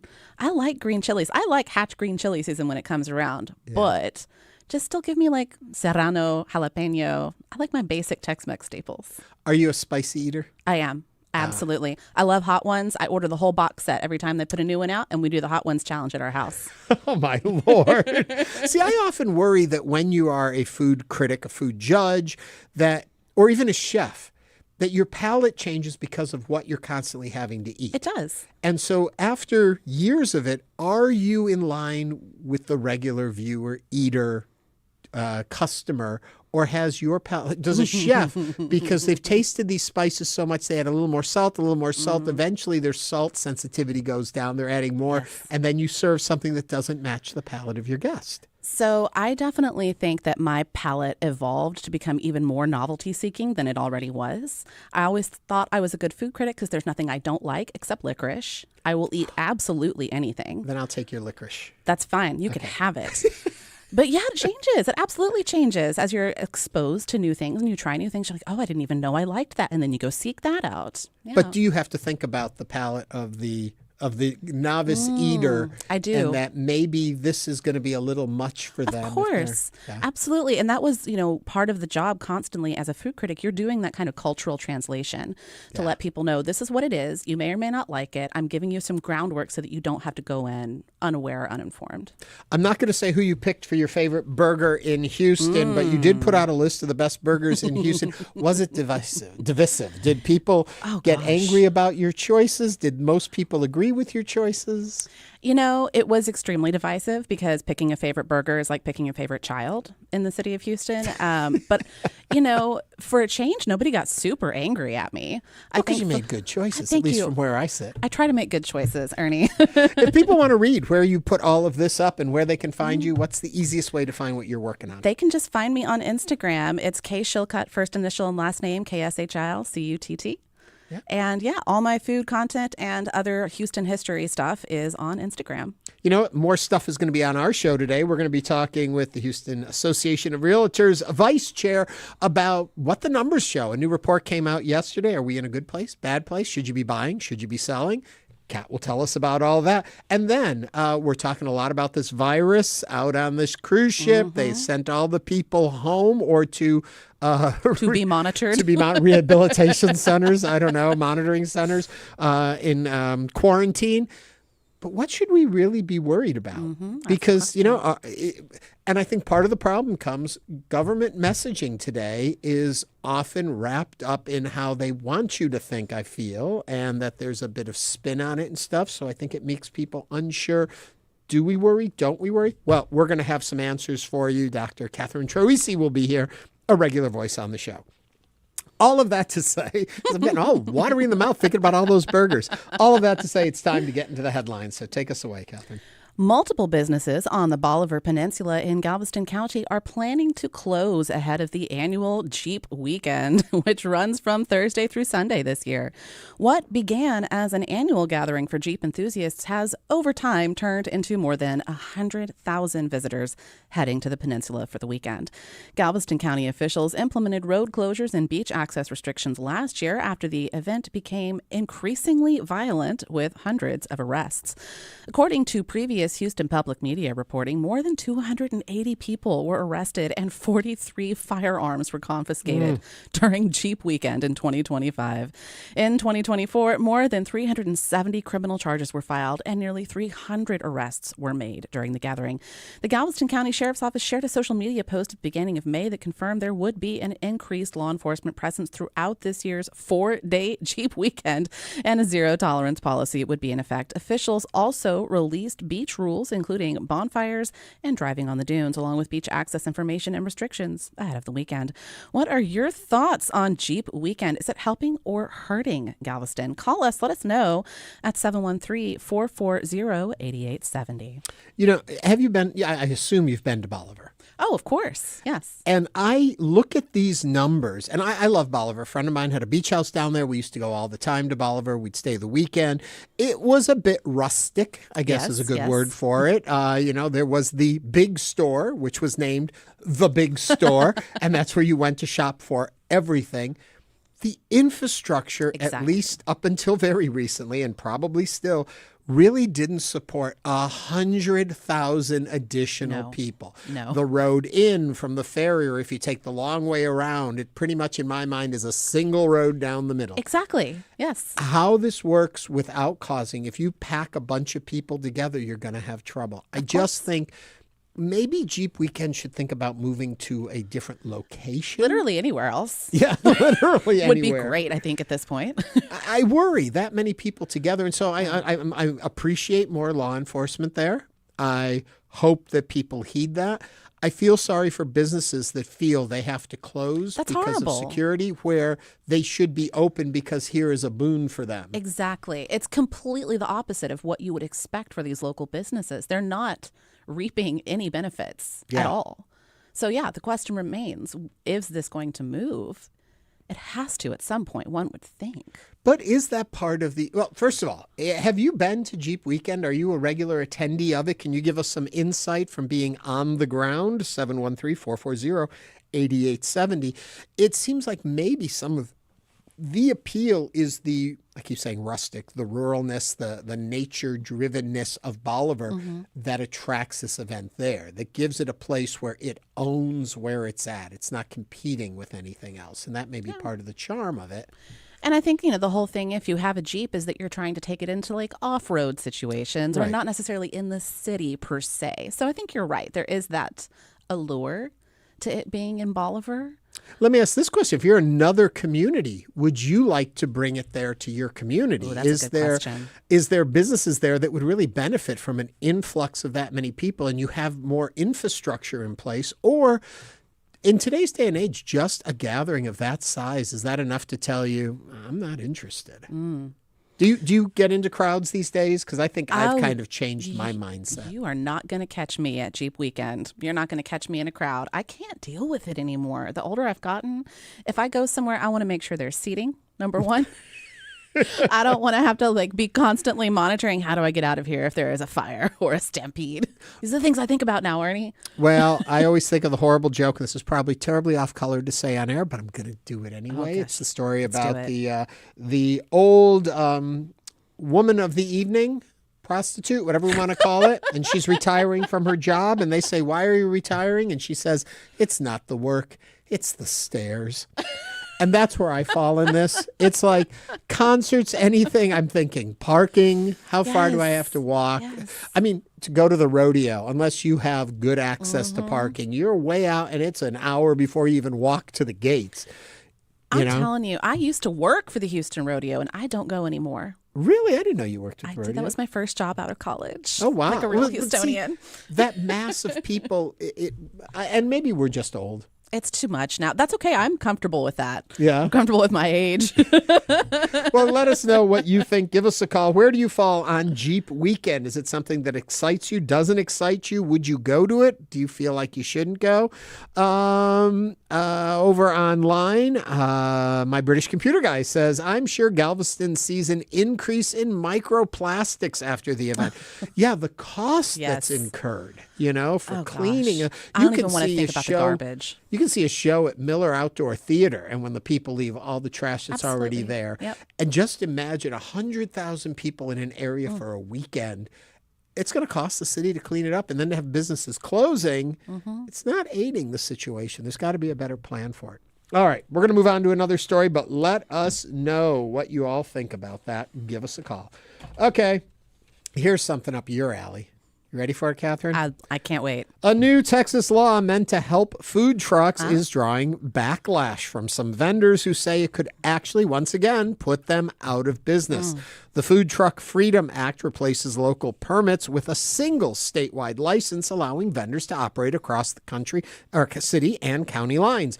But some small business owners say that this new permit, which can cost up to $1,800, is far more expensive than the local licenses that they're already used to. Now, some vendors are asking lawmakers to delay the law before it takes effect July 1st so that costs and structure can be reviewed. State health officials say local governments would still handle many inspections and enforcement duties under the new system.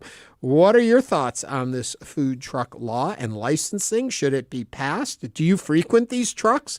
And if so, what's the best food truck in Houston? All of those questions for you. Give us a call, 713-440-8870. I step aside for your thoughts on this one. I have so many thoughts. My first thought is that life is already difficult enough for food truck owners. And we, as a city especially, have not made it easy on them. You are already also dealing with razor-thin profit margins before all of the food inflation started hitting, even. So $1,800 might not be a lot to some folks, but to food truck owners and operators, that's a huge expense. I agree. And these are not, look, we are not moving food trucks between cities and counties. That doesn't even make any sense. Like, most food trucks are not traveling like that. They have their location. And they may move around within Houston a little bit, but they're not going from one county or city to another, really. Well, I'm concerned with or confused by, and you probably know this better, exactly what licensing currently you need to operate a food truck. How many hurdles do you have to jump to have one? Do all food trucks do that? Are there food trucks that are just out there doing it without being licensed or inspected or all of that? I mean, I'm sure there's always folks on the fringe doing things unlicensed, but as it currently stands, you have multiple local permits, right, that you have to pay for. And food truck owners and operators, they have to go to a commissary every day to have their truck basically serviced.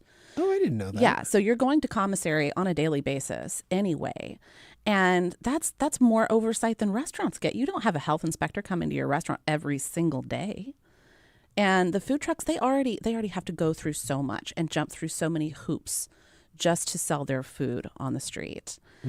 And so I don't understand where this came from. I feel very much. I feel a lot of empathy for food truck owners and operators, especially because those have always been my favorite places to hit across the city. And I think that historically you'll find that Houstonians just adore Tacos Tierra Caliente, right? Outside of West Alabama Ice House. These are our longtime favorites. We will stand for these. Well, over on YouTube, my cool name, 4511, says the best food truck in Houston is the one closest to you. Yes. Support your local gas station food trucks. Yes, sir. There we go. That's the best answer. If you actually do have a food truck and you want to call and share with us exactly what the licensing process is and what it takes and how expensive it is, because I think the idea is get rid of all these other licenses, have a single one, you take care of it that way. But if it is so astronomically expensive, and then does that lead to more people being renegades and just going out there without getting licensed and paying? Exactly.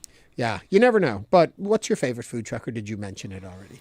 I kind of tend to agree with the person who said it's the closest one. But my all-time favorite, closest to my heart, is El Ultimo off of Long Point near El Hidalguense and a couple of other places. It's one of the best old school taco trucks in the whole city. El Ultimo, check it out.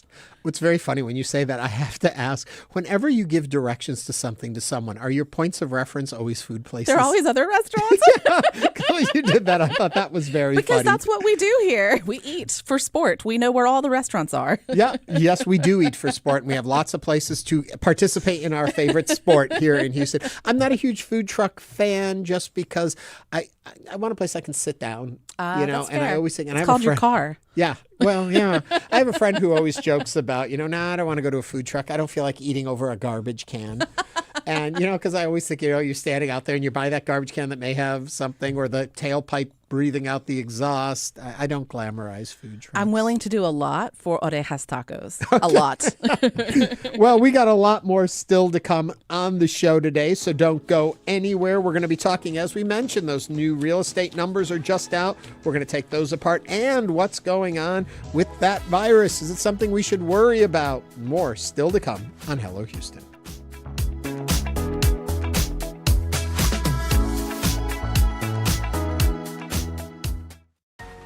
We know you value Houston Public Media. That's why you're watching right now. So take the next step and become a new member of the station you rely on.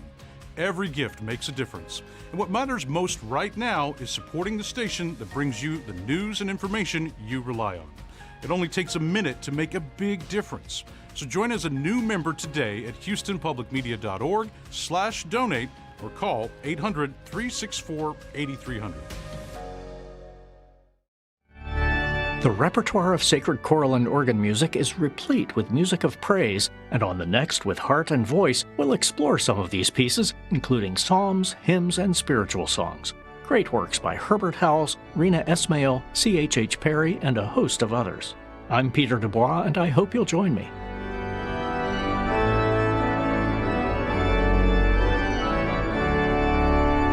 Houston Public Media is licensed to the University of Houston System, governed by the UH Board of Regents. Information about open meetings, dates, times, and locations is online at uhsystem.edu. Support comes from the Houston Symphony presenting Holst's The Planets and Jennifer Higdon's Blue Cathedral, plus Houston's favorite Augustin Hadelich returns for Tchaikovsky's Violin Concerto. Concerts start this Friday at Jones Hall, houstonsymphony.org. Support for Houston Public Media comes from CertaPro Painters, offering residential and commercial painting services from color consultations to full project management. Estimates and more at CertaPro.com. Support also comes from Novotny & Company, offering commercial and residential property tax protests for 39 years. The deadline to file a protest is May 15th. Information and online filing at novotnycompany.com. And now back to Hello Houston. To comment on today's topics, call or text 713-440-8870 or email us at talk@hellohouston.org. And now Ernie Manouse and guest host Katharine Shilcutt. We were talking about food trucks a moment ago. We did get a really interesting comment that came in from Gail Youngins, who said, "It's sadly just another way of discrimination. Most food trucks are owned and operated by minorities. This seems a legal way to price them out of this business, out of the city, out of the state." Interesting comment on that. Good point, though. We'll continue to monitor your reactions. Please share them with us at 713-440-8870. On to the rest of the show. New numbers from the Houston housing market show home sales picked up in April as buyers responded to more inventory and slightly lower prices. That's according to the latest report from the Houston Association of Realtors. So what does that mean for buyers, sellers, and the overall real estate market heading into the summer? Joining us now to break down the report is Kat Robinson from the Houston Association of Realtors. Kat, welcome back to Hello Houston. Thank you so much for having me. Of course. And y'all, if you would like to join the conversation, please do call us or text us at 713-440-8870. Okay, Kat, so for folks who aren't out there tracking housing reports every month, what is the big takeaway from these new numbers? It's a great time to buy. It really is. There is so much inventory, which allows that supply to go up. So with demand being a little bit lower, you're able to negotiate and you have a little bit more time to digest the options and choose what's best for your family. So it really is a great time to buy. And so you're feeling then that buyers are also having a little more leverage? Correct. Than they've had in recent years? Yeah, they have. They're definitely getting a lot more leverage.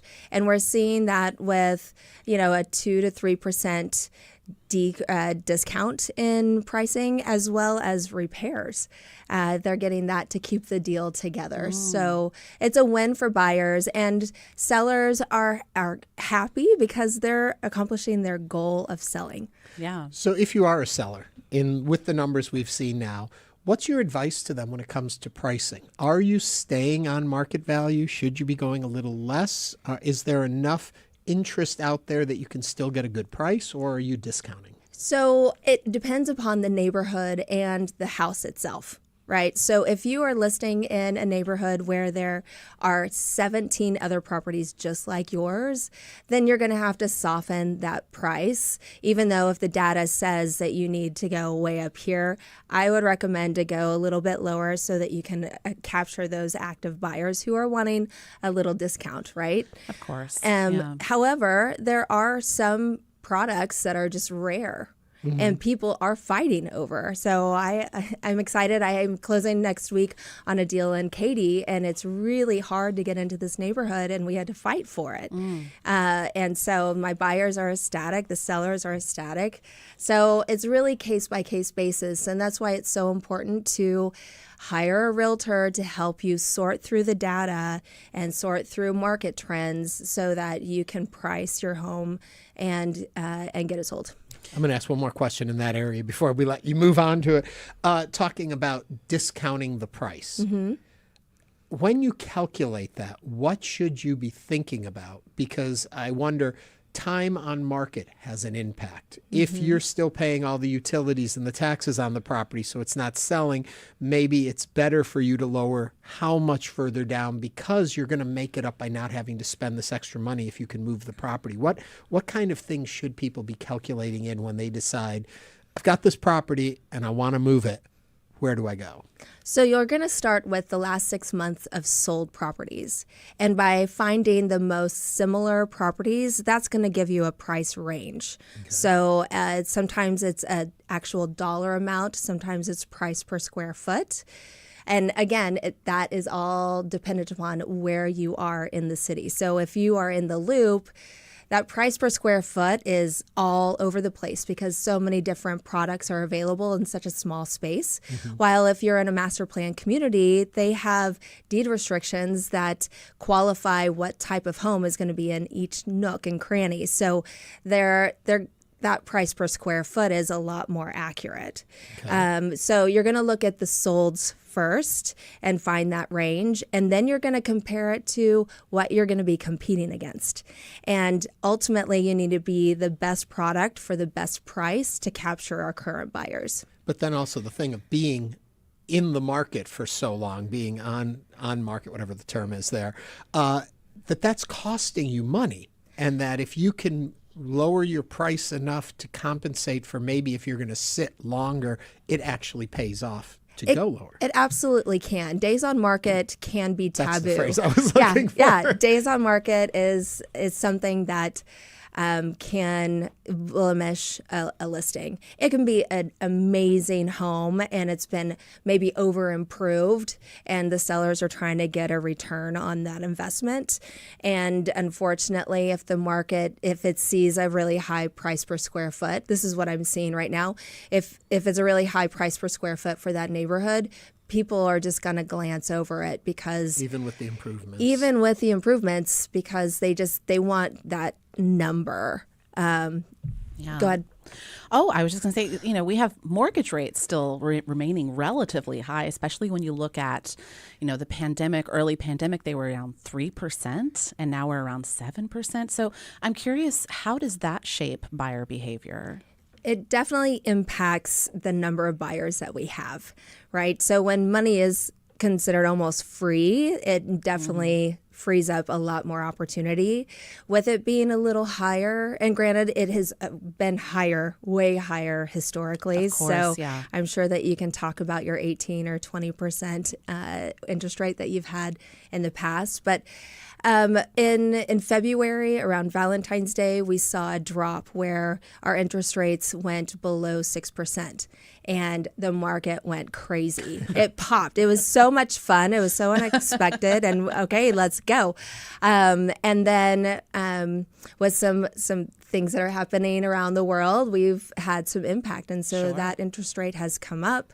And really the people who are moving are those who have to. So they're moving for, what is it? It's diplomas, diapers, divorce, death, all the D's, right? All the D's. You started good with your D list and it turned ugly quickly. I know. So it's just, that's the market right now. Yeah. And so that's requiring a lot more sellers to have patience. And our average days on market has increased. And that means as buyers, you need to know that days on market is going to be high. It doesn't have anything to do with the product itself. Mm-hmm. It's just the current market. Wine Goddess Texas writes, is it a good time to buy if you don't have to borrow to do it? Yeah. Yeah, there's our answer. Yeah. No, I think when it comes to your cash buyers, you definitely want a financial strategy for that, because oftentimes your cash can earn higher yields in certain markets. So talking to a financial advisor for that strategy is huge.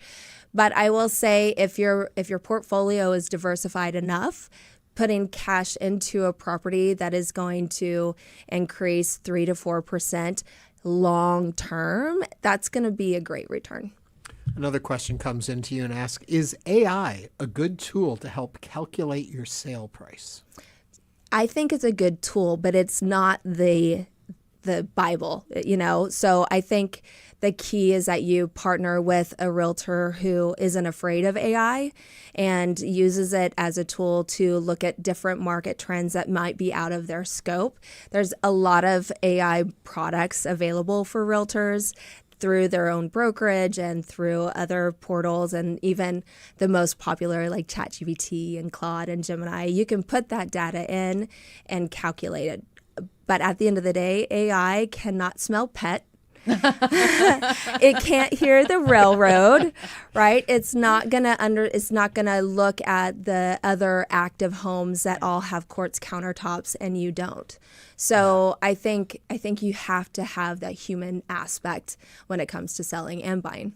Another question comes in. Is it still all about location when it comes to which areas are still hot? I'm assuming some neighborhoods never have issues with homes sitting on the market.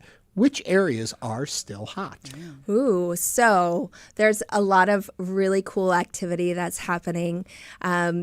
Ultimately, great schools will always be a trump card when it comes to location.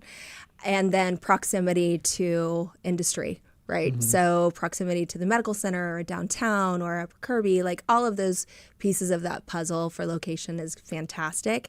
But I will say we have some really cool hot spots on the suburbs where development is happening. And what's great is these big builders prepay for mortgages, and then they offer that lower interest rate, giving buyers more buying power to get brand new homes. So a lot of buyers are willing to go ahead and drive that extra 30 minutes so that they can get that brand new home, that lower interest rate, and be able to select the finishes in the home. And no pet smell. And no pet smell. It's actually fresh paint. It's a beautiful thing.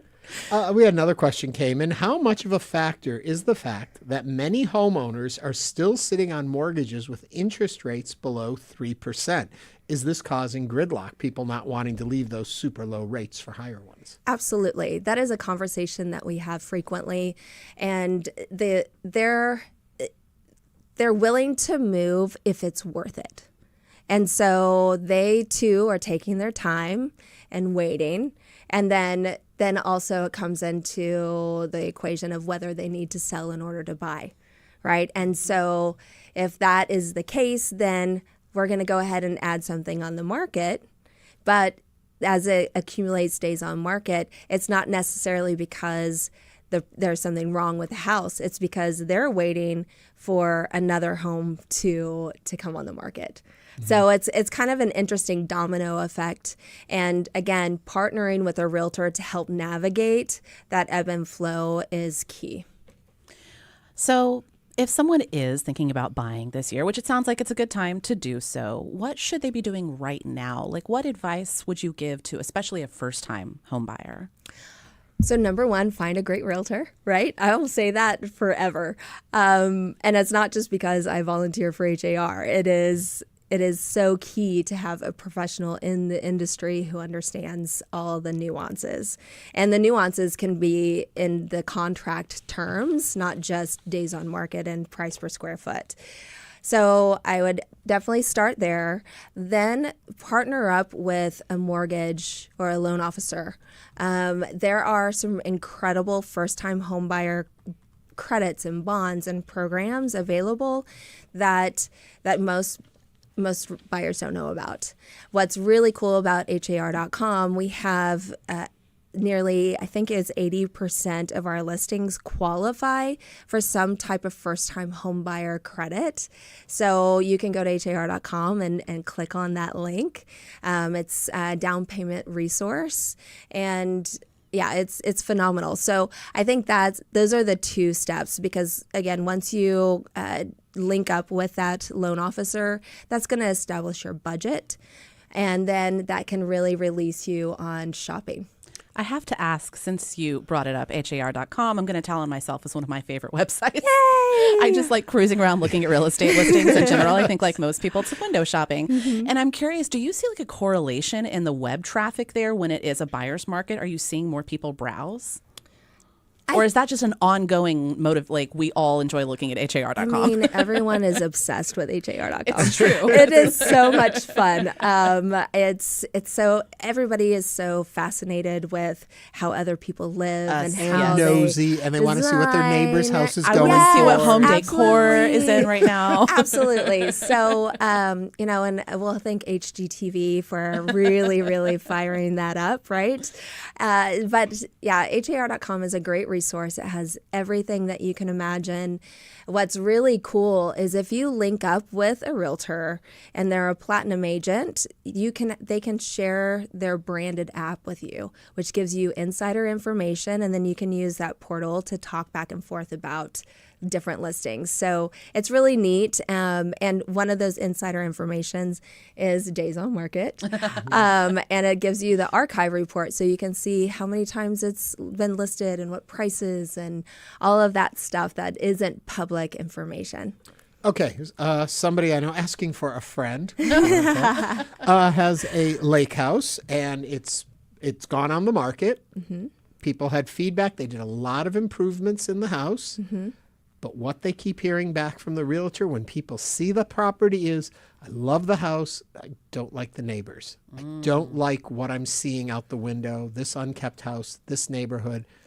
What does a seller do? Lower the price. Really? Yeah, that's the only thing you can control in listing a home is price and condition. And if condition is on par, the only other controllable is price. Not replacing the windows with smoky glass so you can't see out the eyesores. Tempting. Maybe like do a shrub like border around the yard. That's fine. Who cares about an HOA's rules? Yeah. No, I'm that's sarcastic. That's not true. We had another question came in. Are some sellers being too stubborn about wanting to hold on to those pandemic valuations despite the fact that those big increases in value were somewhat artificial? I don't think those prices were artificial because people were paying them, right? And every market is established by what a buyer is willing to pay and a seller is willing to take, right? So I think that we are seeing a softening from those numbers, and that's establishing our current market.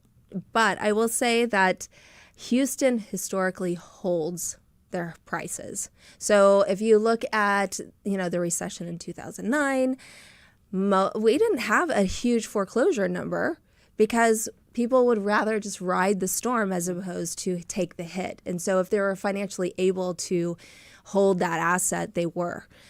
So that is historical in Houston sellers. So I'm not surprised that they're holding out. And it's okay because your buyer pool changes consistently. So the buyer pool the first of the year is very different than those who are looking for schools, right? Because they're not, you have a family, you're not going to move mid-school year.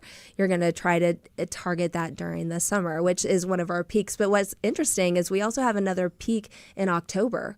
So as soon as school starts, showings ramp up again. And that's an entire different pool of buyers. So does that say, hey, just keep on waiting? Maybe you take the home off the market for a few months. Right now, HAR, we just passed through our committees that we would allow the days on market to reset after 90 days off market. It used to be 120 days or 180 days. So by having that reduced, I think it matches how quickly our market and buyer pool changes.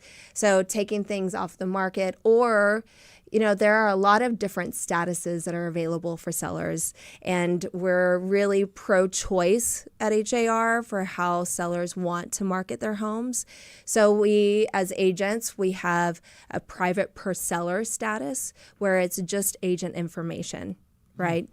And then we have our coming soon status, which is now going to be public, which is exciting. We just voted and passed that.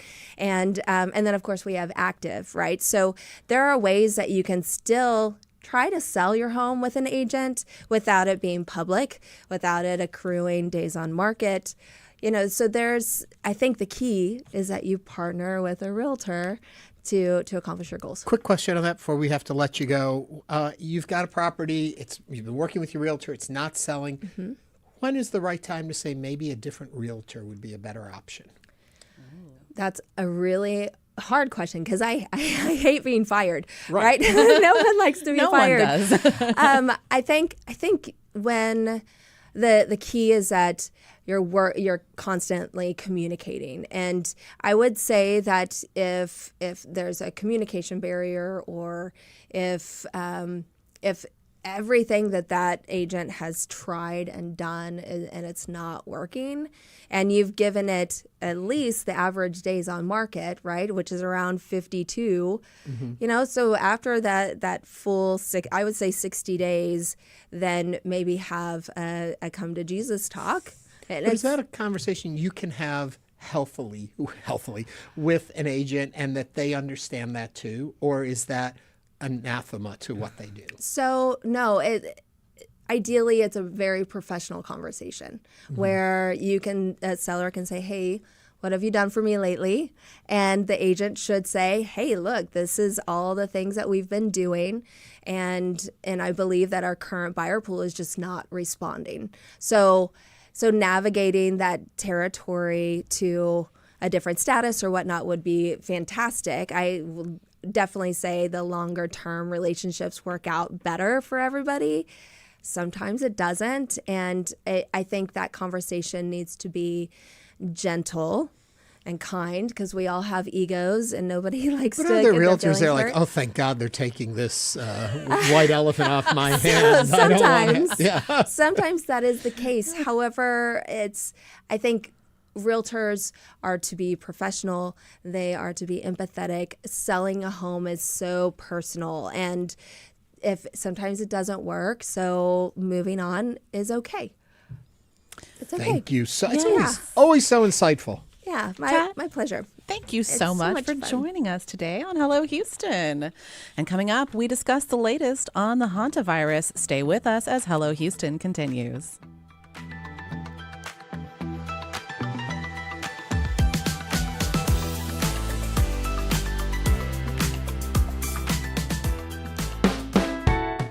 It's not just your car.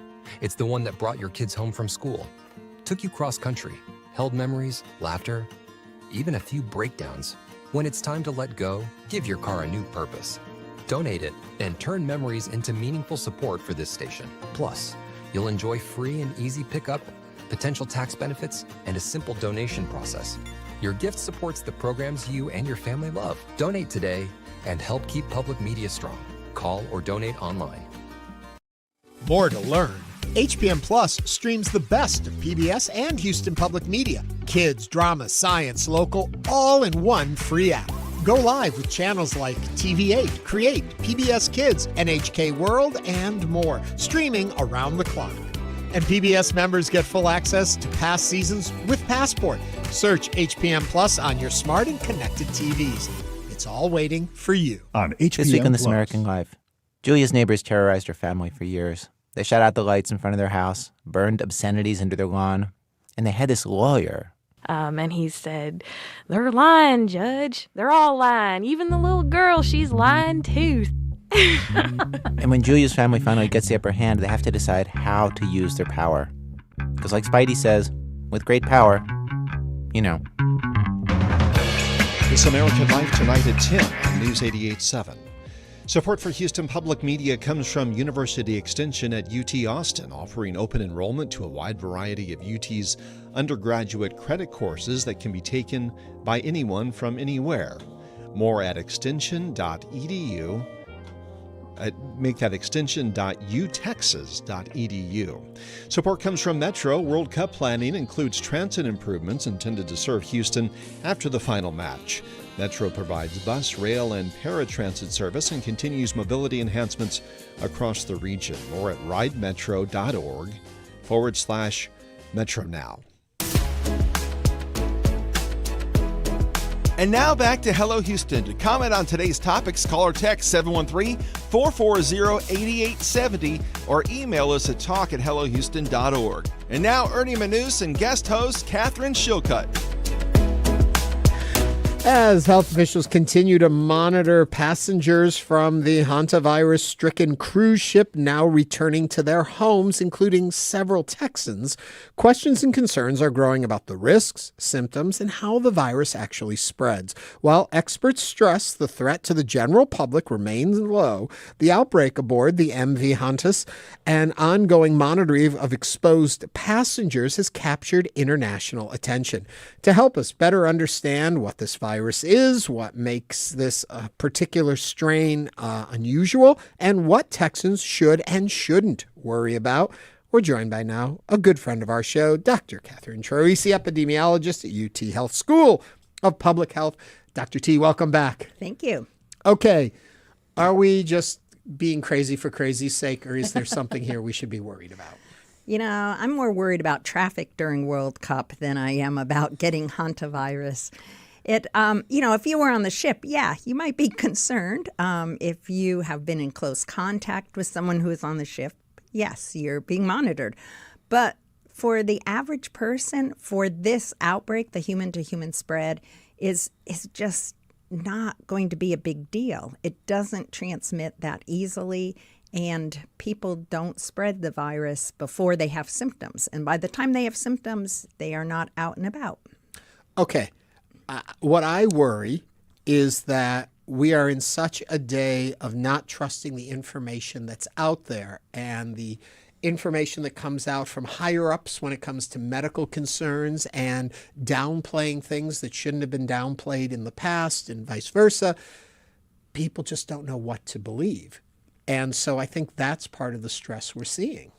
I think you're absolutely right. And I would add on to that, our first real public knowledge about coronavirus was a cruise ship. And so I think that's bringing it up as well as, and the international aspect. I forget how many countries passengers were from, but a number. So there are cases being quarantined. Well, the cases are in medical care, but others, contacts being quarantined around the world. Again, adding to that coronavirus flavor. Yeah. The quarantining, do you feel from where you sit and what you're watching, have they captured all the possibilities and are they doing what they need to do, or should they have maybe done this a little differently? There was talk about a bunch of passengers left the plane and went back to their countries before they started doing anything. And granted, we're saying it's not as easily spread, but is this something that should be of concern? Yeah, there's debate about how to quarantine. Certainly contacts of cases should be quarantined. But the amount of quarantine, the length of quarantine is 6 weeks. That's a really long time to pull someone from their daily lives. So the question is, do you quarantine them like we are in the United States at the facility in Nebraska or at Emory in Atlanta, or do you quarantine them at home? You say, don't go out, call us or we'll call you every day. Are you running a fever, any symptoms at all? But one of the issues is that not everybody, if you don't live by yourself, you need to have a room by yourself so that you're not potentially exposing family members. And not everybody has that kind of space. So there are, it's balancing that independence with being careful about spread. With COVID, we all often talk about the air spread of it. How is this spreading? When we talk about contact, what are we talking about here? One of the problems, one of many problems with this outbreak, is that hantaviruses have not been studied a whole lot because they are not that common in the United States. Since 1993 to 2023, which is the last year we have data for, there were only 890 cases that were reported. There may have been more, but we don't know a whole. So that's 30 a year. Not very many, because it doesn't have pandemic potential. Is another reason that it's not high up on the list. What does that mean, though? For people that means that it spreads easily and could infect everybody. So another reason. We have a vaccine. We do not have a vaccine that's licensed. We have a vaccine that's in development, but again, just hasn't gotten funding because there's other things we worry about, like flu. And now I forgot your question. Sorry. Because I rambled on. Well, no, you didn't. It's understanding what exactly you mean by pandemic worthy, and also about the way we're handling the quarantine that we have handled. But it also takes me to, you were talking about studies, and I saw this on the news somewhere that probably 8 years ago or something, they did a study and they showed a person in a room and they showed the close people. But one of the people who got infected was sitting further away than everybody else was. And there was concern that we really don't understand how it transmitted. Do we know better today than we did then, or is that still where we're at with understanding? That is still a question. We know it's through the air. What we don't know is how close you have to be, how long you have to be in contact with the infected person. Now, we use epidemiology to try to answer those questions. The outbreak that you're talking about was in Argentina. We've only had a couple of outbreaks. And when I say outbreaks, I don't mean thousands of people. I mean 20 people. I mean, just not very many. But to look at how it spreads, it's hantaviruses, and there are over 50 different kinds. The Andes virus, the one in this case, is the only one we have documented human-to-human transmission. And back to your first question, which I do remember, about whether you should worry about this or not. No, the answer is no. But you might be concerned about rodents, that's where all these other viruses, hantaviruses, and the hantaviruses we see in the United States are spread. So I can get back to that if you want. How do they spread then from rodent to human? They spread through urine, feces, saliva, if you're bit, God forbid, by a rat or a mouse. Yeah. If they have defecated, if there's waste product from that rat, is it you ingesting? Is it you simply touching it? Is it being in the air? What? It's being in the air, and where we typically see it is in cabins that have been not used for a couple of months during the winter, for example. And we usually see it in the United States. We see it in western states. It was first identified in 93 in the U.S. We didn't even think that hantaviruses happened in the Western Hemisphere, just in Asia and Europe. So in 93, there was an outbreak in the Four Corners region of the United States, New Mexico, Arizona, Utah, and Colorado. And it was, again, cabins. So it gets, when nobody's in there, rodents tend to be in there. They defecate, they urinate, and it stays there. And it gets desiccated. So someone comes in the spring, they're going to clean the cabin, they sweep it up, it gets in the air, and that's how it is spread. Okay. So with all of the knowledge we've been talking about, more than likely you and I are not going to have to clean up our 3 to 4 o'clock hour every day for a number of years to just talk about this, right? You're not expecting that to I happen? am not expecting that. I mean, I was thinking about, to your earlier point, we've only had 49 cases of hantavirus in Texas, and yet it's something that really alarms people when they see it in the headlines. Why do you think that is, that alarm? Yeah, again, I think it's mistrust, unfortunately, of public health officials and of government in general. We know that from a lot of polls. So people aren't sure what is happening. Can you trust what's being said? Again, the similarities with the coronavirus, how it was initially, brought to people's attention, I think is adding to it as well. And you aren't going to want to hear this, but I'm also going to say all the media attention that it is getting. Of course. Yeah. Internationally. There was a clip on one of those nighttime shows where they showed the same reporter asking different authorities, one after another, about is this danger? And they were saying no. And yet the next day she had another person asking the same. Is it like we're searching to find the pandemic? Yeah. The reason that I was so sold on doing this today is, first of all, you are a trusted voice in our community after everything we went through together in the past. And for people to hear from a trusted news source, this isn't something we need to be actively worried about at the same level. There's concern for people who are ill, of course, but it isn't going to be the next COVID. No, it is not. And, if you're cleaning out a cabin, yes, be concerned about that and wear a mask, wear some plastic gloves. Yeah. What would you advise to people who don't understand what is coming next? There's this whole school of thought of, well, we had COVID. Oh, this is the next one. People are always thinking the next pandemic is around the corner.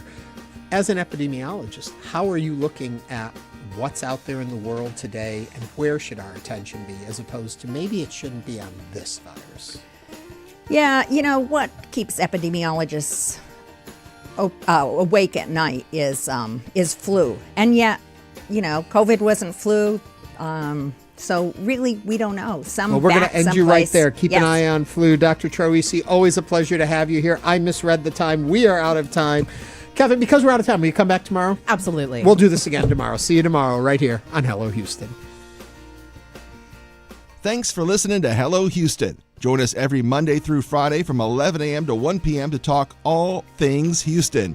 The Hello Houston production team includes Garrett Bowman, William Menjivar, Jen Altine, Todd Holslander, and Jim Kovacic. For the latest in local news, subscribe to the Hello Houston daily newsletter at HoustonPublicMedia.org. Hello Houston is a production of Houston Public Media.